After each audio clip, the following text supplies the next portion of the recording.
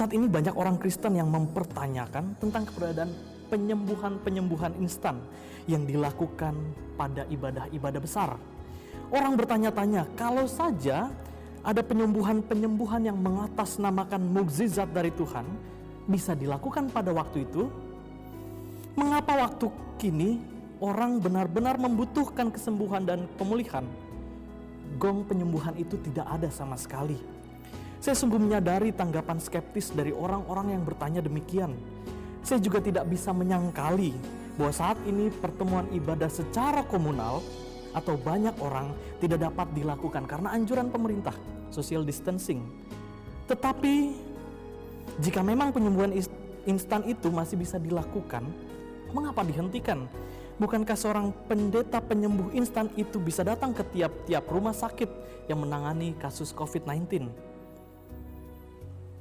Jikalau sampai saat ini belum ada pendeta penyembuh instan yang hadir ke rumah atau rumah sakit, mari kita beralih ke model mukjizat yang lain. Dan menurut saya ini jauh lebih berdampak kepada pertumbuhan iman kita kepada Allah. Mukjizat yang tidak instan itu ditunjukkan oleh Yesus dalam Markus 8 ayat 22-25. Begini firman Tuhan. Kemudian tibalah Yesus dan murid-muridnya di Betsaida. Di situ ada orang membawa kepada Yesus seorang buta dan mereka memohon kepadanya supaya ia menjamah dia. Yesus memegang tangan orang buta itu dan membawa dia keluar kampung. Lalu ia meludahi mata orang itu dan meletakkan tangannya atasnya dan berkata, "Sudahkah kau lihat sesuatu?"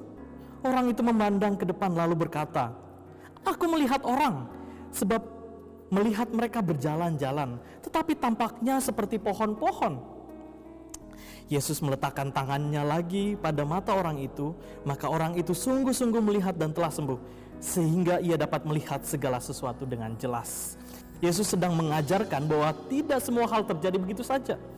Ada proses yang harus dilalui oleh banyak orang, sehingga mereka benar-benar merasakan mukjizat. Lantas bagaimana melihat pandemik ini dengan perspektif mukjizat yang tidak instan? Ketika kita berada dalam ruang, ketika saya berada dalam ruang atau kamar isolasi COVID-19, tidak dapat dipungkiri bahwa saya meminta kesembuhan kepada Tuhan. Namun saya tidak meminta mukjizat instan terjadi. Saya sangat menghargai proses Allah yang bekerja dan tidak ingin memaksanya melakukan percepatan-percepatan.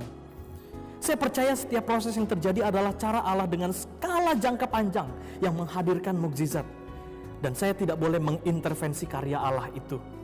Begitupun dengan kita semua saat ini yang masih dalam kegentingan pandemik COVID-19. Apa yang penting dalam mukjizat? Perubahan hidup. Kita semua yang berdosa ketika menerima mukjizat, perubahan hiduplah yang Allah tuntut dan inginkan dalam kehidupan kita. Amin. Mari kita berdoa. Tuhan, kami tidak tahu apa yang akan terjadi dalam kehidupan kami di masa-masa seperti ini. Kami hanya mempercayakan kehidupan kami, mempercayakan bahwa Allah ada dalam setiap proses panjang sekalipun. Dan biarkanlah kami tetap mempunyai pengharapan dalam Tuhan. Di dalam Kristus kami mohon. Amin.